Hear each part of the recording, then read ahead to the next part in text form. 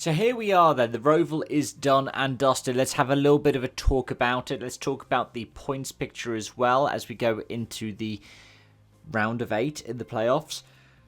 I'm going to try and do this all in one take, but it's been a long day, a long week, and a long weekend for me. So if I end up taking breaks to yawn, I do apologise. But regardless, it's SVG, isn't it? We're just going to talk about SVG. We're going to talk about how often he wins. We're going to talk about how often he wins the road courses. And actually, as I talked about in last week's video about Kansas, he's not half bad on the ovals now either.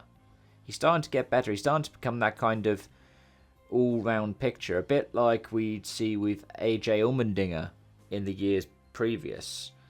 You know, AJ was able to win the road courses, but I guess more so in Xfinity, but I would say in Cup as well, he was still capable of running well. McDowell's the same. Super speedways and road courses have been good for him over the years, and SVG looks like he'll be one of them. And if he can manage to get a good run next year, I think it's still the cut-off race in the round of 8.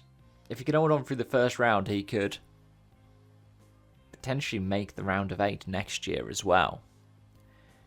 But one person who didn't was his teammate, Ross Chastain, and I do feel for Chastain, I really do. Because it came down to that last lap, didn't it? It came down to Denny Hamlin getting the pass. And he tries to get him back, and then it's stereotypical Roval, you know? One driver overcooks the corner, spins the bow through the final chicane. Chastain fires up in reverse to try and get across the line before Logano. Logano beats him to the line in the end. So, yeah, Logano got through by 5 points instead of it being the tiebreaker. It was the tiebreaker going into the final corner. And you could feel for Chastain when you saw the post-race interview where he was just feeling really sorry for Denny, because Hamlin lost even more positions. And I think it backs up why Chastain is seen as one of the more popular drivers in the garages, especially compared to the likes of Denny Hamlin or Joey Logano. The amount of boos he was getting on pit road after the race. I mean, I thought it was bad when F1 did it, but with NASCAR, it's part of the spectacle, right? Either way, he's got his work cut out for him going into the round of 8. He's 24 below the cut line. Above him are the Chases, 14 below. Then Seabell is 4 below. 4 above are Byron and Larson, whilst Blaney is 6 above and Hamlin 8. Now granted, this is a proper wildcard round of 8, isn't it? Yes, we have the Martinsville finale, but also we get... what else do we get in this round? Don't we also get Vegas and Dega?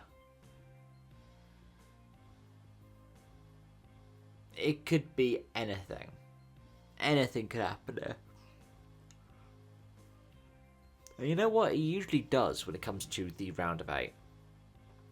It is the proper wildcard round. I'm looking forward to seeing how that goes off. Now, I just want to say thanks to the people like XFile345 over on Twitter who put the scorecard up there so I could sit down and record this immediately after the race.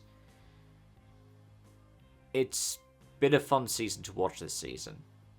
You do feel for the 223.11 cars that got bumped, especially in light of last week at Kansas when Wallace could have won.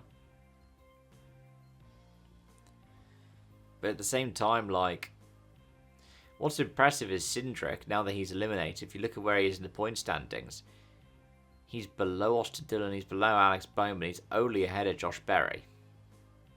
In the end, who's one of the people who managed to make an overtake on Chastain late in the race?